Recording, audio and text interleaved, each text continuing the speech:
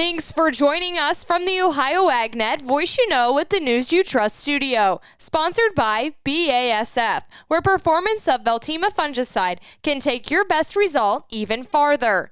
I am Allison Kinney. Taking a look into today's headlines, we're heading to outer space. This year has seen an increase in storms, but not all storms have been on Earth. Sean Dahl, the service coordinator at the Space Weather Prediction Center, says that geomagnetic storms have been running rampant in space and may be affecting agriculture. Yeah, geomagnetic storms are results from the sun interacting with Earth's magnetic barrier. And this usually happens when we have certain types of activity on the sun, such as a coronal mass ejection, or CME for short. These are explosive releases of solar material, billions of tons of it, in fact, that contains charged particles, and more importantly, a very strong magnetic field that gets dragged along with it out into space. And when that reaches here at Earth, that's when the interactions can happen that disturb our magnetic environment to the point that we can get geomagnetic storms. Dahl shares some of the effects these storms have on agriculture in the U.S.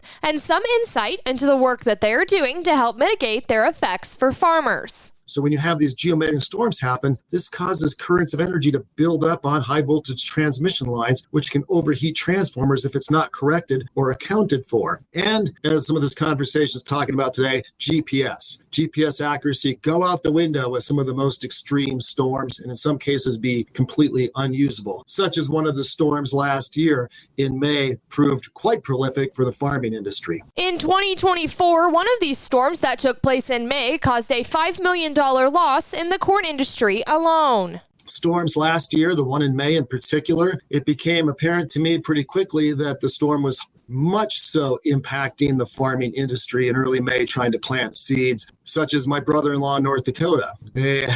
I got us contacted on the night that the storms began saying, hey, what is going on? My GPS on my tractor is not working. I had to shut it off. And I got some more details and come to find out what was supposed to be accurate within less than an inch was off by over 12 feet. They are working to be able to predict these storms and to get warnings broadcasted to help minimize losses that may occur because of them. I want the same thing to happen with space weather. I want the broadcast meteorologist to be able to get on the air and say, hey, look, it's planting season. It's harvest season. Your GPS equipment may not work properly because the National Weather Service is expecting a geomagnetic storm at the 4 to 5 level, and this could impact your precision GPS equipment on your systems. That alone would be remarkable, right? Because that would save fuel, that would save stress, that would save trying to troubleshoot and work a problem when maybe there wasn't really a problem because it was something to do with space weather. Again, that's Sean Dahl of the Space Weather Prediction Center. Let's check in with our weekly update from the Ohio Soybean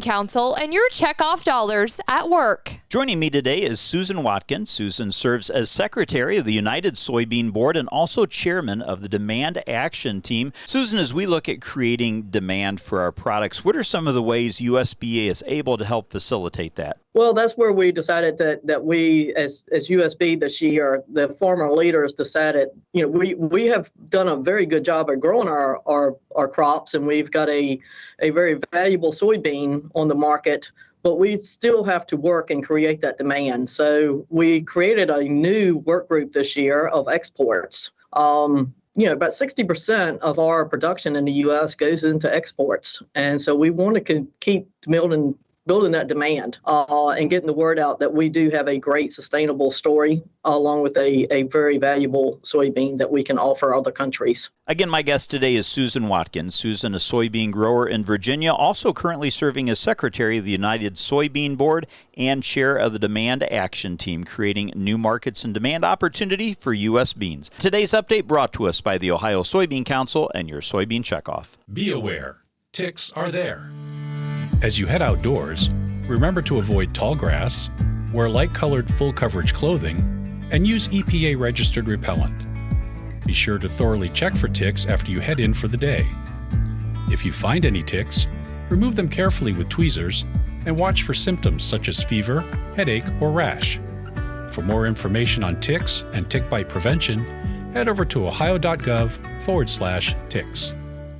This market report is brought to you by Seed Consultants. Simply better performance online at seedconsultants.com. September corn down 3 1/4 at $4.02. December corn down 3 even at $4.21. March corn down 2 3/4 at $4.38 1/4. August soybeans up 8 even at $10.21 1/2. November soybeans up 6 even at $10.26 1/2. March soybeans up 7 even at $10.57 3/4. September wheat down 7 3/4 at $5.33 1/2. December wheat down 7 1/2 at $5.54 1/4. March wheat down 7 1/4 at $5.72 1/2. August live cattle down 22 cents at $223.67. October live cattle down 42 cents at $220.32. August lean hogs up 140 at $105.82. October lean hogs up 190 at $90.60. And September feeder cattle down 42 cents at $325.42. This is the Ohio AgNet.